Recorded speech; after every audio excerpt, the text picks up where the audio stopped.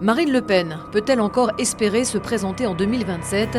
La chef de file du Rassemblement national a été condamnée dans le dossier des assistants parlementaires européens du RN à 4 ans de prison, dont 2 fermes directement aménagées sous bracelet électronique et surtout 5 ans d'inéligibilité avec application immédiate. Elle a aussitôt fait appel, ce qui suspend sa peine d'emprisonnement avec bracelet et lui permet de garder son mandat de député. Mais cet appel est sans effet sur son inéligibilité. Peut-il malgré tout sauver sa candidature à la présidentielle ? Voici les différents scénarios possibles.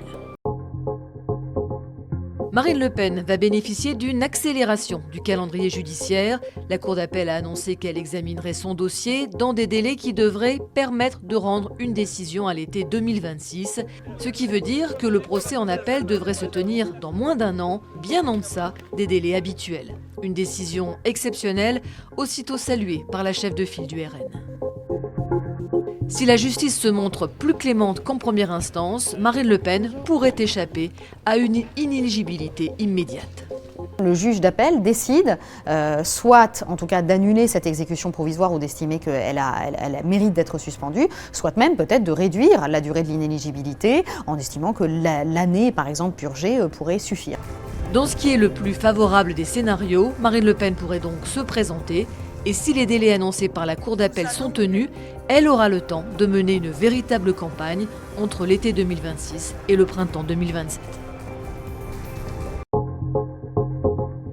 Si la justice confirme en appel sa condamnation et son inéligibilité immédiate, Marine Le Pen pourra encore se pourvoir en cassation.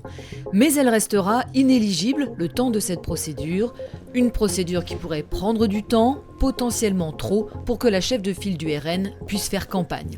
Ce timing risqué pourrait la pousser à renoncer à être candidate au moment de se pourvoir en cassation ou pousser le RN à lui demander d'y renoncer au profit de celui qui apparaît comme son remplaçant le plus évident, Jordan Bardella. Celui qui a pris la tête du parti en novembre 2023 lui a donné le meilleur score de son histoire aux dernières législatives.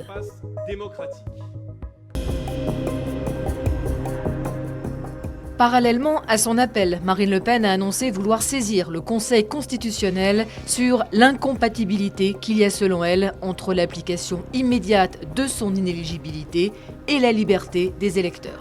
La chef de file du RN compte aussi saisir la Cour européenne des droits de l'homme au motif que sa condamnation crée un préjudice irréparable. À ce stade, impossible de prédire la suite qui sera donnée à ces saisines et leurs conséquences éventuelles.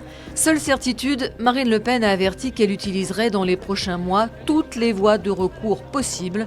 Pas question pour elle pour l'instant d'être reléguée au second plan.